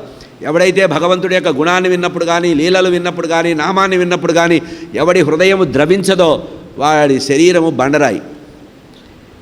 నారాయణుని దివ్య నామాక్షరములపై కరగని మనము కఠిన శిలలు, మురవైరి కథలను ముదితాతృ రోమాంచ మిళితమయ్యుండని మేను మొద్దు. శరీరము గగురుపాటు రావాలి, రోమాంకురాలు రావాలట, శరీరము గగురు పొడవాలి భగవంతుడు. అట్లా చెప్పకపోతే ఆ శరీరం కాదురా, మొద్దు, పాడైపోయినటువంటి ఎండు కట్టె మొద్దు. చక్రిక మొక్కని జడుని అవదలము కనక కిరీటంబు కట్టె మోపు. వాడు రాజు చక్రవర్తి అయి కిరీటం పెట్టుకున్నా వాడు నెత్తిన కట్టెల మోపు పెట్టుకున్నట్టే కానీ వాడు గొప్పవాడు కాదు. పరమాత్మని తలుచుకున్నవాడే గొప్పవాడు. పరమాత్మ యొక్క పాదాలని నెత్తి మీద పెట్టుకోవాలనుకున్నవాడు. అట్లా సర్వకాల సర్వావస్థల్లో అంటే అప్పుడు ఈ విధంగా శౌనకాది మహామునులు చెప్పారట. పరీక్షిత్ మహారాజు మళ్ళీ కలగజేసుకున్నారని చెప్తున్నారు సూత పౌరాణికుల వారు. కథా ప్రారంభం చేస్తున్నారు. సూత పౌరాణికుల వారు చెప్తున్నారు, నాయన ఋషులారా, పరీక్షిత్ మహారాజు అడిగినటువంటి ప్రశ్నలు ఉన్నాయి. ఆ ప్రశ్నలకి పరబ్రహ్మ రూపమైనటువంటి వైరాగ్య సంపన్నుడైనటువంటి ఆ సుఖయోగిందుల వారు చెప్తున్నారు, నాయన, యత్ కీర్తనం యత్ శ్రవణం యదీక్షణం యదద్వందనం యత్ శ్రవణం యదర్హణం లోకస్య సద్యో విధునోతి కల్మషం తస్మై సుభద్రశ్రవసే నమో నమః. పరమాత్మని ఈ రకంగా అనుకోవాలట. ఎవరి కథాగానము చేయాలో, ఎవరిని జ్ఞాపకాల్లో పెట్టుకోవాలో, ఎవరిని చూడడం వల్ల జీవితం మోక్షం పొందుతుంది అనుకోవాలో, ఎవరికి నమస్కారం చేస్తే ఆనందం కలుగుతుందో, ఎవరి కథలు వినడం వల్ల ఆనందం కలుగుతుందో అటువంటి వాడు వివేకి. అటువంటి భాగవతోత్తముడికి నమస్కరిస్తున్నాను అన్నారు. ఇదే విషయంలో సృష్టి విషయాలని అడిగారు. ఇది నారద యోగిందుల వారు బ్రహ్మగారిని అడిగినప్పుడు చెప్పినటువంటి మాటల్ని వివరించడం జరిగింది. ఆ తర్వాత ఇది మొదట్లో వచ్చిందే కనుక నతోస్మ్యహం తచ్చరణం సమీషణం అని పరమాత్మ ప్రతికల్పంలో కూడా అవతరిస్తారయ్యా, పరమాత్మ యొక్క లీలలు చాలా గొప్పవని చెప్పి ఆ తర్వాత నిన్నటి రోజున మనవి చేసిన ఏకవింశతి అవతారాల విషయాన్ని నారద యోగిందుల వారికి బ్రహ్మగారు చెప్పారు. ఆ తర్వాత చతుశ్లోకి భాగవతం అనేటువంటి విషయం చెప్పి భాగవతంలో ఉండేటువంటి 10 లక్షణాల గురించి చెప్పారు. ఆ 2 మాటలు చెప్పి ఈరోజు ప్రసంగం ముగిస్తా. అత్ర సర్గో విసర్గస్య స్థానం పోషణమూతయ మన్వంతర ఈశానుకథనం విరోధో ముక్తిరాశ్రయ దశమస్య విశుద్ధ్యంతు ననామ ఇహ లక్షణం వర్ణయంతి మహాత్మానః శృతేన ఆర్ధేన ఛాందస. సాధారణంగా మహాపురాణాలన్నిటికీ కూడా 5 లక్షణాలు ఉంటాయి. సర్గస్య ప్రతిసర్గస్య వంశో మన్వంతరాని చ వంశానుచరితం చైవ పురాణాని 5 లక్షణం. అన్ని పురాణాలకు కూడా అష్టాదశ పురాణాలు ఉపపురాణాల్లో కూడా అష్టాదశ మహాపురాణాలకి 5 లక్షణాలు ఉంటాయి. 1, 2 తగ్గితే అది ఉపపురాణం అంటారు. ఏది నవల, నవలిక, కథానిక, కథ అన్నట్టుగా, నాటకము, నాటిక అన్నట్టుగానే ఇది కూడా కప్రత్యయం వస్తే అది అట్లా. ఇక్కడ భాగవతానికి మాత్రం విశేషం ఏంటంటే సర్గము, విసర్గము, స్థానము, పోషణము, ఊతులు, మన్వంతరము, ఈశాన కథనము, నిరోధనము, ముక్తి, ఆశ్రయము అనేవి భాగవతానికి 10 లక్షణాలు చెప్పారు. పంచభూతాల యొక్క జన్మని, పంచభూతాలు ఎట్లా పుట్టినాయో వాటిని గురించి చెప్పేది సర్గము. అంటే చరాచర సృష్టి అంతా కూడా చెప్పబడేది బ్రహ్మగారు చేసి మొట్టమొదట పరబ్రహ్మ చేసినటువంటి పంచభూతాల యొక్క సృష్టి సర్గమని, బ్రహ్మగారు చేసినటువంటి చరాచర సృష్టిని విసర్గమని, ఆ తర్వాత లోకమర్యాద కోసం సృష్టించిన వాళ్ళని పోషించాలి కనుక వాళ్ళు ఉండడానికి ఒక లొకేషన్ ఇవ్వాలి కనుక స్థానము అనేది, ఆ ఉన్నవాళ్ళని పోషించాలి కనుక పోషణం అనేది, ఆ తర్వాత జీవులందరూ కూడా పుణ్యపాపాలు చేస్తే కర్మవాసనలు వస్తాయి కనుక ఆ కర్మవాసనల్ని వివరించేదే ఊతులు అని. ఊతులు అంటే కర్మవాసనలు, మనం చేసినటువంటి సుకర్మ దుష్కర్మాలు. ఆ తర్వాత ఈశాను కథము, భగవంతుడికి సంబంధించిన అవతారాలు అవి. ఆ తర్వాత నిరోధము అంటే ధర్మ సంస్థాపన కోసం పరమాత్మ లోకక్షయం కోసం చేసేటువంటి పనులు. ఆ తర్వాత ముక్తి, మోక్షము అనేది చెప్పబడింది. ఆ తర్వాత ఆశ్రయము అనేది చెప్పారు. ఆధ్యాత్మికంగా ఎవరైతే లయం కావాలనుకుంటారో వారి విషయంలో చెప్పబడింది ఆశ్రయము అనేది. కనుక జీవుడు ఇంద్రియాలకు అధిపతి అయినటువంటి సూర్యాది దైవకమైనటువంటి స్వరూపంలో సూర్యభగవానుడి ద్వారా భగవంతుడిని భావన చేస్తూ ఆది భౌతికము, ఆధ్యాత్మికము, ఆది తాపము అనేటువంటి విషయాలను గుర్తుపెట్టుకొని అస్తిత్వంలో ఆది భౌతికంగా పరమాత్మ కనబడుతున్నాడు కనుక లోకసాక్షిగా కనబడేటువంటి పరమాత్మలో సూర్యభగవానుల్లోనే భగవంతుడిని దర్శించాలి అని పరమాత్మ సర్వాశ్రయుడు, పరమాత్మ సర్వులోకి ఆశ్రయుడు అని చెప్పి ఆ రకంగా చెబుతూ పరమపురుషుడైనటువంటి ఆ పరమాత్మ మొట్టమొదట ఏం చేశారట, బ్రహ్మాండాన్ని అండంగా సృష్టించారట. బ్రహ్మాండాన్ని ఒక పెద్ద అండంగా తయారు చేశారట. ఆ అండము కొన్ని సంవత్సరాల పాటు అట్లాగే ఉంటే ఆ తర్వాత జలం అది పగిలిందిట. ఆ అండము భేదించబడింది, అంటే బ్రహ్మాండ భేదనం జరిగింది. ఆ తర్వాత అందులో నుంచి జలం వచ్చిందట. ఆ జలాన్ని సృష్టించారట పరబ్రహ్మ. ఆ జలములోనే వటపత్రశాయి అయి జలరూపి అయిన జనార్దనుడు ఉన్నట్ట. ఆ తర్వాత పరమాత్మ ఏం చేశారట, విరాట్ దేహాన్ని, ఇందాక వర్ణించిన విరాట్ పురుషుడు ఉన్నాడే ఆ దేహాన్ని పరమాత్మ ధరించారట. ఆ తర్వాత ఈ సృష్టి చేయడానికి పంచభూతాలని సృష్టించారట. పంచభూతాలు పృథివ్యాపస్తేజో వాయురాకాశాలు మొట్టమొదట సృష్టించారు. ఆ తర్వాత పంచ ఇంద్రియాలని సృష్టించారు. 5 ఇంద్రియాలు అంటే త్వచక్షు స్పర్శేంద్రియాలు ఉన్నాయి కదా అవి. ఆ తర్వాత దేవతల్ని సృష్టించారట. దేవతల్ని మళ్ళీ 3 విభాగాలుగా చేశారట. దేవతలు 3 విభాగాలు చేశారు. ఆ తర్వాత విరాట్ పురుషుడు అటు ఇటు కదిలేట. ఆ పరమాత్మ విరాట్ పురుషుడు జలం మీద ఉండి అటు ఇటు కదిలితే ఇంద్రియ శక్తి, మనశ్శక్తి, దేహశక్తి అనేటువంటి 3 ఏర్పడ్డాయట. ఆ తర్వాత ప్రాణము, ఆ శరీరంలో ప్రాణం వచ్చిందట, కదలిక కలిగిందట. ఆ తర్వాత ఆకలి దప్పిక పుట్టిందట. ఆకలి దప్పిక కూడా పరమాత్మే సృష్టించారు. ఆ తర్వాత ఆకలి దప్పిక ఉంటే వాటిని తీర్చుకోవడానికి ముఖం కావాలి కనుక ముఖము సృష్టించారట పరమాత్మ. ఆ ముఖంలో మళ్ళీ శర్వణము చేయడానికి దవడలు సృష్టించారట. ఆ తర్వాత నాలుక అనేటువంటి రసనేంద్రియాన్ని సృష్టించారట. ఆ తర్వాత జలము ఉండాలి కనుక జలాధిదేవత అయిన వరుణుని సృష్టించారట. ఆ తర్వాత అధిష్టానము, ఇంద్రియము, విషయము, దేవతలు అనేటువంటి విషయాలు సృష్టించారట. ఆ తర్వాత ప్రాణవాయువు సంచారం చేయడం కోసం ప్రతి జీవి కూడా శ్వాసించాలని నాసికని సృష్టించారట పరమాత్మ. ఆ తర్వాత వాయుదేవతని సృష్టించారట. ఈ నాసికకి వాయువు వచ్చిందట, దాని ద్వారా వాసన ద్వారా గంధము అనేది వచ్చిందట, ముక్కుకి వాసన చూసే శక్తినిచ్చారట పరమాత్మ. ఆ తర్వాత లోకాన్ని చూడడానికి చక్షువులను ఇచ్చారట పరమాత్మ. ఇట్లా శరీర అవయవాలన్నీ కూడా స్థూల శరీరాన్ని వర్ణించారండి. ఇది కాక సూక్ష్మ శరీరం కూడా ఉంది. అంటే వేదాల్లో చెప్పినటువంటి ఏ పరమాత్మ యొక్క నిర్గుణ పరబ్రహ్మ తత్వం ఉందో అది సూక్ష్మ రూపము. ఇక్కడ చెప్పినటువంటి విరాట్ రూపం స్థూల రూపం, స్థూలంగా ఉండే రూపం. కనుక ఈ శరీరము నీకు వివరించాను నాయన, సూక్ష్మ శరీరము, కారణ శరీరము, స్థూల శరీరము ఇచ్చాను అని ఒక్క రహస్యం చెప్పారండి. భగవంతుడైనటువంటి పరబ్రహ్మ ఈ లోకాన్ని సృష్టించిన తానే లయకారుడుగా కూడా ఉంటాడట.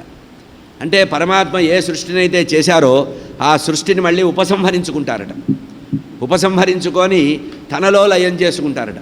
తనలో నుంచే ఏ శక్తులైతే ఉత్పన్నమైనాయో ఆ శక్తులన్నీ తనలోనే ఉపసంహరించుకుంటారట. ఈ ఉపసంహరించుకున్నప్పుడే ఈ చతుర్దశ బ్రహ్మాండాలు ఉండవట. సత్యలోకం ఉండదు, వైకుంఠం ఉండదు, కైలాసం ఉండదు, ఏ లోకము ఉండదట. అప్పుడు ఉండేదల్లా ఒకటే జలము, జలరూపీ జనార్దన పరబ్రహ్మ. ఆ తర్వాతే అమ్మవారు జగన్మాత, దేవి భాగవతంలో చెప్పారు, జగన్మాత వాళ్ళని ముగ్గురిని పిలిచి, వాళ్ళు లోపలికి పిలిస్తే ఆడవాళ్ళు అయిపోతే వాళ్ళతో ముచ్చడించి వాళ్ళకి చెప్పి మళ్ళీ పురుష రూపాన్ని ఇచ్చి తన యొక్క శక్తి అయినటువంటి ఐం హ్రీం శ్రీం మహాలక్ష్మి, మహాసరస్వతి, మహాకాళి అనేటువంటి 3 రూపాలని బ్రహ్మగారికి, సరస్వతీదేవిని, మహాలక్ష్మీదేవిని, విష్ణుమూర్తికి మహాకాళి రూపంలో ఉండేటువంటి శంకరుకిచ్చి అమ్మవారు మణిద్వీపంలో అనుగ్రహించింది. ఇట్లా సృష్టి అంతా జరుగుతుందని చెప్పి ఆ తర్వాత అనంతర కథను చెప్తున్నారు. ఇక్కడ ప్రధానంగా గమనించవలసిన విషయం ఏంటంటే ఉద్ధవ మైత్రేయ సంవాదం అనేది ఒకటి, విదుర మైత్రేయ సంవాదం అనేది ప్రారంభమవుతుంది ఇక్కడి నుంచి. విదుర మైత్రేయ సంవాదం అంటే మహాభారత యుద్ధం జరుగుతున్నప్పుడు దుర్యోధనుడు అనరాని మాటలు మాట్లాడితే ఆ విదురుడికి కోపం వచ్చి, ఇంకోడైతే చంపేసేవాడిని, నువ్వు మాకు వరుసకి బంధువు అవుతావు, నువ్వు మంత్రివయ్యావు కనుక మా నాన్న ఉన్నాడు కనుక నేను నోరు పుచ్చుకున్నా, లేకపోతే నేను ఏమన్నా చేసేవాడిని అంటే అప్పుడు వెంటనే విదురుడికి రోషం వచ్చి మీరు పతనమైపోతారని చెప్పి ఆ ధనుర్బాణాలు, ఖడ్గము, అమ్ముల పొది అన్నీ ఆ సభాభవనంలో గడప మీద పెట్టి తపస్సు తీర్థయాత్రలకు వెళ్ళిపోతాడు. మహాభారతంలో తీర్థయాత్రకు వెళ్ళింది ఇద్దరే, ఒకరు విదురుడు, 2 బలరాముడు. బలరాముడు ఎందుకంటే దుర్యోధనుడు యొక్క పతనం చూడలేను, దుర్యోధనుడు పడిపోతాడని తెలుసు, అది చూడలేక వెళ్ళిపోయాడు. ఈయనేమో ఉభయపక్షాలు మనవాళ్లే, ధర్మం నాశనం అవుతోంది, ధర్మం పోతోంది, ధర్మ సంస్థాపన కోసం పరమాత్మ ఉన్నాడు, కానీ చెబితే వినేవాళ్ళు లేడు. కృష్ణ పరమాత్మ రాయబారం చేసిన ఫలితం లేదని కృష్ణ పరమాత్మని బంధిద్దామని ప్రయత్నం చేసి విపరీతమైన ప్రయత్నం చేస్తే ఆ తర్వాత వైరాగ్యం కలిగి ఒక రకమైనటువంటి అసహ్యం కూడా కలిగి ఈ రాజవంశాలు దుర్మార్గం అని అప్పుడు వెళ్ళిపోయాడు. వెళ్ళిపోయి హిమాలయ పర్వతాల దాకా వెళ్ళాడు. కృష్ణ పరమాత్మ నిర్యాణం అయిన తర్వాత అట్లా వెళుతుంటే మైత్రేయ మహర్షి కలిశాడు విదురుడికి. మైత్రేయ మహర్షికి విదురుడే కృష్ణ పరమాత్మ అవతార సమాప్తిలో చెప్పాడు, నాయనా విదురుడు వస్తాడు, ఆ తర్వాత నీకు ఉద్ధవుడు కూడా వస్తాడు, నువ్వు వాళ్ళకి జ్ఞానాన్ని ఉపదేశించు, నేను అవతార సమాప్తి చెందుతున్నానని మైత్రేయ మహర్షికి చెప్తే ఈ విదురుడు అడిగినటువంటి మాటలకి చెప్పాడు. అయితే విదురుడు వస్తూ ఏమడిగాడంటే, మహాభారత యుద్ధం అయిందా, పాండవులు ఎట్లా ఉన్నారు, వృద్ధుడైనటువంటి భీష్ముడు ఎట్లా ఉన్నాడు, యుద్ధం అయింది, అంతా అయిపోయింది, పట్టాభిషేకం అయిందని చెప్పాడు. మరి కృష్ణ పరమాత్మ సమాచారం ఏమన్నా తెలుస్తుందా అంటే మైత్రేయ మహర్షికి తెలుసు కృష్ణ పరమాత్మ అంతర్ధానం అయ్యారని, అవతార సమాప్తి అని. ఎప్పుడు కూడా లోకంలో మనం ఉత్సాహం చూపించాలంటే మంచి విషయాలు చెప్పడానికి ఉత్సాహం చూపించాలి, కానీ లేకపోతే వీలైనంత వరకు తప్పించుకోవాలట. నాశ్లీలం కీర్తయేత్, మన నోటితో అశుభమైనటువంటి మాటలు వీలైనంత వరకు మాట్లాడకూడదు. కృష్ణ పరమాత్మ వెళ్ళిపోయాడని చెప్పడానికి మైత్రేయ మహర్షికి నోరు రాక కృష్ణ పరమాత్మ యొక్క లీలలు మొదలుపెట్టాడు. అయ్యా కృష్ణ పరమాత్మ అంటే ఏమనుకున్నావు, బాల్య లీలలు, బృందావనంలో ఆయన చేసిన లీల ఒకటా 2? ఆ యశోదాదేవి పడ్డ తిప్పలు ఏమిటనుకుంటున్నావు, తాటికి కట్టేసింది, రోటికి కట్టేసింది, అవి చేసింది, ఇవి చేసింది. మళ్ళీ అడిగాడు ఈయన, అయ్యా నేను ఒకటి అడిగితే ఒకటి చెప్తున్నావు, నువ్వు ఏమిటి ఇంతకీ దాస్తున్నావంటే నీకే తెలుస్తుందిలే ముందు అన్నారు. ఆ తర్వాత ధృతరాష్ట్ర మహారాజు రోజు రాజ్యంలో ఉండడం, ఆ రాజ్యంలో ఉన్నటువంటి ఇది కథ వరుసగా ఉండదండి. భాగవతంలో కథలు కానీ అవతారం కానీ క్రమంగా ఉండవు. మీరు ఒకసారి ఒక వరుస, ఇంకోసారి ఇంకో వరుస వచ్చింది. మీరు ప్రథమ స్కంధంలో ఆశ్చర్యం ఏంటంటే మొట్టమొదట చెప్పినటువంటి ఏకవింశతి అవతారాలు ఒక వరుసలో ఉంటాయి. మళ్ళీ రెండవసారి బ్రహ్మగారు నారదుడికి చెప్పిన వయసులో మళ్ళీ చెప్పబడింది కన్నా నేను చెప్పలేదు, ఆ వరుస వేరే ఉంటుంది. అంటే అర్థం ఏంటంటే ఆయన అడిగింది ఈయనకి తోచింది చెప్పాడు, అంతే. అంతా జ్ఞానం ఆయనకే ఉంది, కానీ అడిగిందల్లా చెబుతూ వచ్చాడు కనుక ఎప్పుడు ఏది అడిగితే అది చెప్పడం జరిగింది కనుక ఇది క్రమమా అక్రమమా అనే భాగవతంలో అందుకనే సమాధి భాష అన్నారు. భాగవతం భక్తి ద్వారానే అర్థమవుతుంది, కానీ ఇతర విషయాల ద్వారా భాగవతం అర్థమయ్యే అవకాశమే లేదన్నారు. ఆ తర్వాత బదరికాశ్రమంలో ఉద్ధవుడు వెళ్ళడం, ఆ విషయాన్ని చెప్పడం జరిగింది. ఇక్కడ ప్రధానంగా చెప్పబడేటువంటి విషయం ఏంటంటే, పరమాత్మ చేసిన దశవిధ సృష్టిలు ఉన్నాయి, 10 రకాల సృష్టిలు. ఇది ఏమిటంటే, ప్రాకృత సృష్టిలు 6 రకాలు, వైకృత సృష్టిలు 3 రకాలు, ఉభయాత్మకమైనటువంటి 1. ఇది వరుసగా 2 నిమిషాల్లో అయిపోయే విషయం చెప్తా. మామూలుగా ఇది 2-3 గంటలు చెప్పే టాపికే, కానీ మన సమయం 7 రోజులు అనేది సింగిల్ సిట్టింగ్లో మనకు అవ్వదు కనుక పరమాత్మ చేసిన దశవిధ సృష్టిలు. మొట్టమొదట మహత్తుని, అహంకారాన్ని, పంచభూతాల్ని, ఆ తర్వాత దశేంద్రియాల్ని, ఆ తర్వాత 5 జ్ఞానేంద్రియాల్ని, 5 కర్మేంద్రియాల్ని సృష్టించారు. అందులోనే దేవతా సృష్టి చేశారట. ఈ దేవతలు 8 రకాలట. మామూలుగా మనం దేవతలంటే కేవలం ఫోటోలు పెట్టుకున్న వాళ్ళే దేవతలు అనుకుంటాం. ఇక్కడ చూడండి, దేవతలు, పితృదేవతలు, అసురులు, గంధర్వులు, అప్సరసలు, యక్షులు, రాక్షసులు, భూత ప్రేత పిశాచాలు, సిద్ధులు, చారణులు, విద్యాధరులు, కిన్నరులు, వీళ్ళంతా కూడా దేవతా గణమే. ఇక్కడ నాకు ప్రధానంగా ఇది ఎందుకు చెప్తున్నానంటే, పితృదేవతల యొక్క ఆరాధన చెయ్యకపోతే దేవతలు మన ఇంట్లోకి రారు, అది కూడా గుర్తుపెట్టుకోండి. ఎవడైతే పితృదేవతల ఆరాధన చేయడో వాడింటికి దేవతలు రారు. పితృదేవతల అనుమతి తీసుకొనే మన కుటుంబాలు వృద్ధి అవుతాయి. కనుక దేవతా వర్గంలోనే దేవతల తర్వాత ఉన్న 2వ పొజిషన్ ఎవరిదంటే పితృదేవతలది. కనుక పితృదేవతల ఆరాధన చాలా ముఖ్యం. తర్వాత ఈ 8 రకాల దేవతల్ని సృష్టించిన తర్వాత అవిద్యా పంచకాన్ని సృష్టించారట. నిన్న వచ్చింది ఈ మాట, తామిశ్రము, అంధతామిశ్రము, తమము, మోహము, మహామోహం అనేది. ఆ తర్వాత ప్రాకృత సృష్టి అయిన తర్వాత 2వ రకము వైకృత సృష్టి. ఇది 3 రకాలు ప్రధానంగా. మొట్టమొదటిది స్థావరము, అంటే స్థిరంగా ఉండేటువంటివి సృష్టించారు. ఏమిటవి? వృక్షాలు. ఈ వృక్షాలు మళ్ళీ అనేక రకాలు. ఏమిటంటే వనస్పతులు. వనస్పతులు అంటే అర్థం ఏంటంటే పువ్వు లేకుండా డైరెక్ట్గా కాయ వస్తుంది, దాన్ని వనస్పతి అంటారు. అంటే పువ్వు రాదు, డైరెక్ట్గా నేరుగా కాయ వస్తుంది. ఇది మీరు లోకల్లో చూడాలంటే మేడి చెట్టు, మేడి పువ్వు ఉండదు, మేడి పండే ఉంటుంది. అట్లాగే రావి పువ్వు ఉండదు, రావి చిన్న కాయే ఉంటుంది. బొంగరాల్లాగా ఉంటాయి, చిన్నప్పుడు ఆడుకునేవాళ్ళం. రావి ఫలము. మర్రి చెట్టు, మర్రి చెట్టుకి పువ్వు ఉండదు, ఫలమే ఉంటుంది. దీన్ని వనస్పతి అంటారు. ఇక ఓషధులు ఉన్నాయి. ఓషధులు అంటే అర్థం ఏంటంటే పుట్టగానే నశిస్తాయి. ఆ తర్వాత అవి వరి, శనగ, గోధుమలు మొదలైనవి. మళ్ళీ దానికి జీవం కల్పిస్తే, అంటే వండితే పోతాయి, వేయిస్తే పోతాయి, అటువంటి లక్షణాలు కలవి. ఇక లతలు సృష్టించాట, అంటే ఏదో ఒక వృక్షాన్ని ఆశ్రయించి జీవించేవి. అవి మల్లె, తిప్పతీగ ఇటువంటివి. వీరుధములు సృష్టించారట, అంటే భూమి మీదే వ్యాపించేవి, లోతుగా వెళ్ళవు కానీ వ్యాపిస్తాయి. అంటే మనం దోస చెట్టు, గుమ్మడికాయలు, కరుబుజకాయలు, పుచ్చకాయలు ఉన్నాయే, ఇవి భూమి మీదే వీరుధములు అంటారు. అంటే భూమి మీద ఇట్లా అడ్డంగా వెళ్తాయి, ఫ్లాట్గా వెళతాయి. ఆ తర్వాత ద్రుమములు, అంటే పూలు కాయలు 2 వస్తాయట. చెట్టుకి పూలు వస్తాయి, పుష్పం వచ్చి తర్వాత ఫలిస్తుంది కనుక దీన్ని ద్రుమములు అన్నారు. పూల నుండి కాయలు వచ్చేవి. ఇవేవి మామిడి చెట్టు, జామ చెట్టు, ఇవన్నీ సీతాఫలము, ఇవన్నీ కూడా పుష్పం నుంచి ఫలం వచ్చేవి. ఆ తర్వాత తిరియక్కులు సృష్టించారట. ఇవి తిరియక్కులు 18 రకాల తిరియక్కులను సృష్టించారట. 2 గిట్టలు గల జంతువులు, 1 గిట్ట గల జంతువులు. 2 గిట్టల జంతువులు అంటే ఆవు, మేక, బర్రె, లేడి, పంది, గవయమృగము, దుప్పి, గొర్రె, ఒంటె, వీటన్నిటి కూడా కాలి గిట్ట చీలి ఉంటుంది.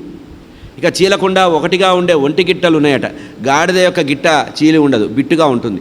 అట్లాగే గుర్రము, కంచరగాడిద, గౌరమృగము, వీటికి గిట్ట ఒకటిగానే ఉంటుందట. ఆ తర్వాత భూచర పంచనఖాలు, 5 గోళ్ళు ఉండేటువంటి జంతువులను సృష్టించారట. కుక్క, నక్క, పెద్ద పులి, పిల్లి, కుందేలు, ముళ్ళపంది, సింహము, కోతి, ఏనుగు, తాబేలు, ఉడుము, వీటన్నిటి కూడా 5 గోళ్ళు ఉంటాయట. వీటిని పంచనఖాలు అంటారు. ఆ తర్వాత జలచరాలను సృష్టించారట. ఆ తర్వాత పక్షుల్ని సృష్టించారట. ఇన్ని సృష్టించిన తర్వాత అప్పుడు భగవంతుడు మానవుణ్ణి సృష్టించారట. అంటే ఇవన్నీ వాడుకోరా అని. అంతేగా, వీటన్నిటిని వాడుకునేది ఆయనే. దేవతల్ని, రాక్షసుల్ని, పితృదేవతల్ని, పక్షుల్ని, పశువుల్ని, జలాలని అన్నిటినీ, ఇవన్నీ సృష్టి చేసిన తర్వాత వైకృత సృష్టిలో 9వ సృష్టిగా మానవ సృష్టి చేశాట. ఇక ఉభయాత్మకమైన సృష్టి ఒకటి ఉంది, అంటే ప్రాకృతము వైకృతము కలిపినవి. దీన్నే కౌమార సృష్టి అన్నారు. అంటే సనత్కుమారుడు, సనత్సుజాతుడు ఉన్నాయి కదా, నిన్న చెప్పాను. కుమారులు 4, బ్రహ్మ యొక్క మానసపుత్రులు 4. ఇది ఉభయాత్మకమైన సృష్టి. ఇక ఇక్కడ లెక్క చెప్తున్నారు సుఖయోగేంద్రుల వారు పరీక్షణ్ మహారాజుతో. ఆయన జీవరాశులు పరమాత్మ సంకల్పించిన సృష్టిలో ఇది ఏ మతం చెప్పలేదండి, ఒక్క సనాతనమైన భారతీయ మతమే చెప్పింది. 84 లక్షల జీవరాశులు ఉన్నాయట. ఇది బయాలజీ చెప్పదు, మైక్రోబయాలజీ చెప్పదు. 84 లక్షల 84 లక్షల జీవరాశులు ఉన్నాయట. ఇందులో జరాయుజములు 21 లక్షలు, అండజములు అంటే గుడ్డు నుంచి పుట్టేవి 21 లక్షలు, స్వేదజములు చెమట నుంచి పుట్టేవి, మన తలలో పేలు కానీ ఇతరత్రా కానీ వచ్చేది స్వేదజము 21 లక్షలు, ఉద్బీజములు భూమిలో నుంచి విత్తనం లాగా భూమిని చీల్చుకొని వచ్చేది 21 లక్షలు. ఇట్లా 84 లక్షల ఇది చెప్పారు. ఆ తర్వాత కాలము వివరాలు చెప్పారు. అంటే మన్వంతరాలు ఎట్లా వచ్చాయి, 14 మన్వంతరాలు, 14 మనువుల యొక్క జన్మ, ఆ తర్వాత పరమాణువు నుంచి అణువు పరమాణువు, ఆ తర్వాత త్రస్రరేణువు, త్రుటికాలము, లవము, నిమేషము, క్షణము, కాష్టము, లఘువు, నాడిక. ఈ నాడికనే మనం ఇప్పుడు గడియలు అంటున్నాం. రోజుకి 8 గడియలు అంటారే, ఉదయం 4, సాయంత్రం రాత్రి 2, 4. ఇదే మనం యామములు అంటాం కదా, యామాలు అంటాం. ఇట్లా ఒక మాసకాలం చెప్పాడు. ఆ తర్వాత ఇవన్నీ తయారు చేసి 12 మాసాలు సంవత్సరంలో ఉంటాయి. ప్రతి 2 మాసాలకి ఒక ఋతువుని ఏర్పాటు చేశారు. ఆ తర్వాత ప్రతి 6 నెలల్ని ఒక యామముగా చెప్పారు, అయనముగా చెప్పారు. ఉత్తరాయణము, దక్షిణాయనము, 6 ఋతువులు, 12 మాసాలు, 2 అయనాలు. తర్వాత సంవత్సరాలు 60గా లెక్క చెప్పినప్పటికీ కూడా వేదం చెప్పింది 5 రకాల సంవత్సరాలు. 1 సంవత్సరము, 2 పరివత్సరము, 3 ఇడావత్సరము, 4 అనువత్సరము, 5 వత్సరము. అంటే ఒక్కొక్క సంవత్సరం 60 ఉన్నాయి కదా. ఆ 60లో ఈ 5 కూడా మనకి 5 వరుసలు ఉంటాయి. అంటే 60 సంవత్సరాలు ఉన్నాయి కదా, ఇట్లా మారుతూ ఉంటాయి అన్నమాట. 5 విధాలుగా సంవత్సరాలు పిలువబడతాయి. ఇటువంటి సంవత్సరాలు 100 గడిస్తే మనుష్యుడి యొక్క ఆయు ప్రమాణం కలియుగంలో 100 సంవత్సరాలని చెప్పారు. పూర్ణాయుర్దాయం అన్నారు. ఇక కృతయుగం, త్రేతాయుగం, ద్వాపరయుగం, కలియుగం అనేటువంటి యుగాలు 4గా ఉన్నాయి. దేవతలకి 12,000 సంవత్సరాల వాళ్ళ ఆయుష్ 12,000 సంవత్సరాలట. ఇక బ్రహ్మదేవుడికి కృతయుగంలో ధర్మం 4 పాదాల్లో ఉంటుంది. 4 యుగాల్లో 4 యుగాలు ఒక 1000 సార్లు కనుక తిరిగితే బ్రహ్మదేవుడికి ఒక రోజుట. అంటే కృత, త్రేత, ద్వాపర, కలియుగాలు 4 కూడా ఒక 1000 సార్లు, అంటే 4000 యుగాలు. అంతే కదా, 4 యుగాలు ఇంటూ 1000, 4000 యుగాలు మారితే బ్రహ్మదేవుడికి ఒక రోజుట. కనుక ఏదో మా దేవుడు ఇప్పుడు పుట్టాడు, మీ దేవుడు అప్పుడు పుట్టాడు, మీ దేవుడు కాదు మా దేవుడే అట్లా కొట్టుకొని ఏడ్చే వెధవలకి ఇది చూపించాలి. బ్రహ్మదేవుడికి 4000 యుగాలు ఒక రోజుట. అతడికి రాత్రి కాలం అవుతుంది. అది కూడా రాత్రి కాదు, దినము, పగలు కాలం.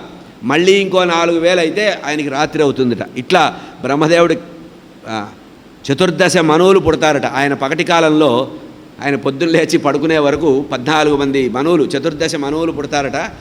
14 మనువులు పరిపాలిస్తారట. అదంతా అంటే ఒక సైకిల్ అయిపోతుంది. ప్రతి మన్వంతరంలో కూడా భగవంతుడు అవతరిస్తాడట. పగటి కాలం గడిచిన తర్వాత బ్రహ్మదేవుడు నిద్రకు పోతాడట.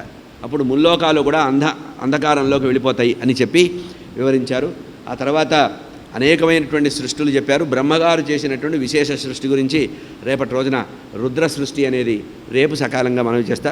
నా ప్రార్థన ఏంటంటే, మీరు 6 గంటలకే వస్తే నేను నా మర్యాదనే పాటిస్తా.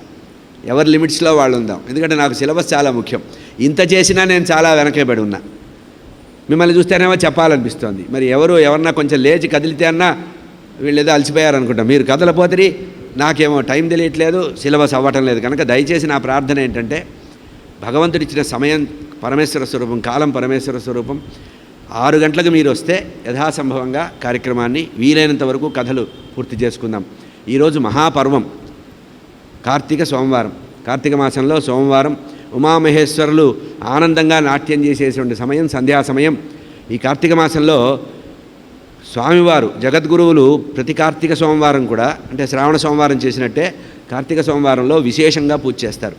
ఇక్కడ నేను ప్రత్యేకంగా మీకు చేసే మనం ఏంటంటే, జగద్గురువులు, ఉభయ జగద్గురువుల చేత స్థాపించబడినటువంటి ఈ శంకర మఠంలో అటు అమ్మవారు ఉన్నారు, గణపతి ఉన్నారు, అయ్యవారు ఉన్నారు, శంకర భగవత్పాదులు వారు ఉన్నారు, శివలింగం ఉంది.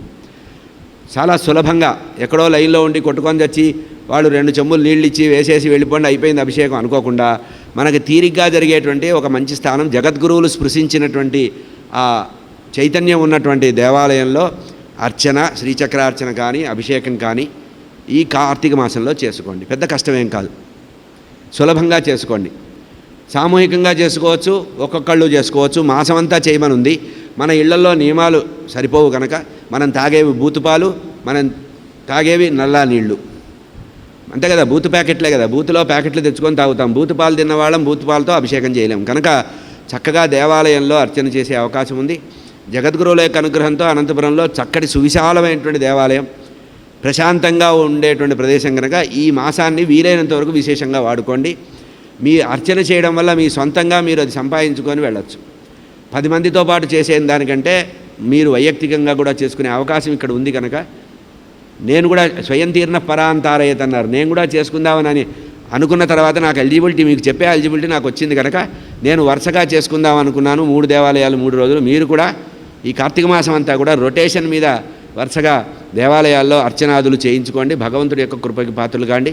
మీ కుటుంబాలన్నీ సర్వసౌఖ్యాలతో జగద్గురువుల యొక్క అనుగ్రహంతో ఉండాలంటే జగద్గురువులు స్పృశించి వారి యొక్క అమృతహస్తాలతో స్థాపించినటువంటి దేవాలయాల్లో జగత్ చైతన్యం ఉంటుంది కనుక ఆ భగవత్ చైతన్యాన్ని సొంతం చేసుకోండి. స్వస్తి స్వస్తి ప్రజాభ్య పరిపాలయంతాం న్యాయేన మార్గేణ మహిషా గోబ్రాహ్మణేభ్య శుభమస్తు నిత్యం. లోకాః సమస్తాః సుఖినో భవంతు. కాలే వర్షతు పర్జన్య పృథివీ సస్యశాలిని. దేశోయం క్షోభరహితః బ్రాహ్మణాः సంతు నిర్భయా. అపుత్రాः పుత్రిణः సంతు పుత్రిణः సంతు పౌత్రిణः. అధనాः సధనాः సంతు జీవంతు శరదాం శతం. మంగళం కోసలేంద్రాయ మహనీయ గుణాబ్ధయే చక్రవర్తి తనూజాయ సార్వభౌమాయ మంగళం. Thanks for watching. Please comment, like, share and subscribe our channel.